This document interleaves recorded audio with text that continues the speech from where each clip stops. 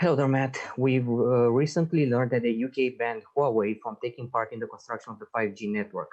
This was and still remains a hot topic for various European states, including Romania. Do you have any estimation about the financial losses of the UK government in this regard?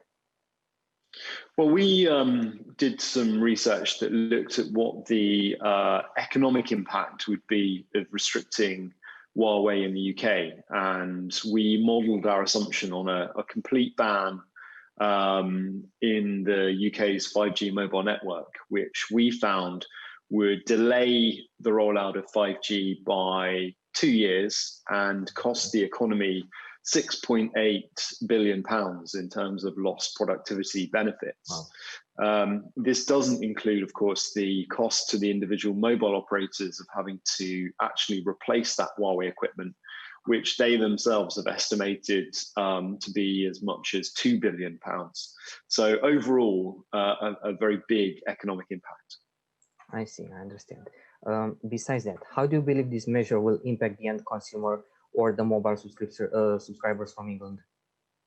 I think the biggest problem for the UK is that we will see a much slower rollout of the 5G network, probably 2 to 3 years, which will mean that consumers and businesses will not benefit from the latest iteration of technology.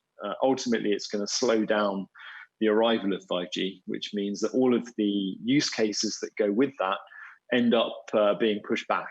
And so the UK will struggle compared to its neighbouring countries in order to compete for investment from businesses that will look to take advantage of 5G. And of course, consumers won't be able to use the devices that support it. And we know, for example, that there may be an iPhone later this year with the availability of 5G, and the iPhone in particular is a very popular smartphone in Britain. And so there are consumers that are not going to be able to get the full benefit from their devices. I understand this applies for all 5G ready devices, right? Not just the iPhone. That's right, yes. Okay. What are your advices for the leadership of the countries that have not yet taken a decision in this regard? I think a lot of countries in Europe will have been looking and watching the UK closely to see what exactly they did in terms of Huawei. And I suspect other countries will now look to follow suit. Of course, the position in the UK was done based on an assessment of security, and there was a concern that following the latest sanctions in the US, that they couldn't guarantee the resilience of the supply chain because Huawei wouldn't have access to US technology.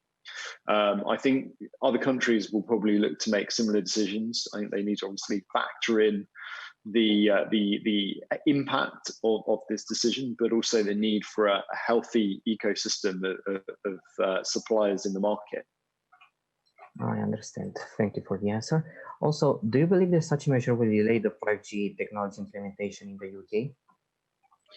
We believe that by removing any vendor from the supply chain, and Huawei in this case, will push back the availability of 5G.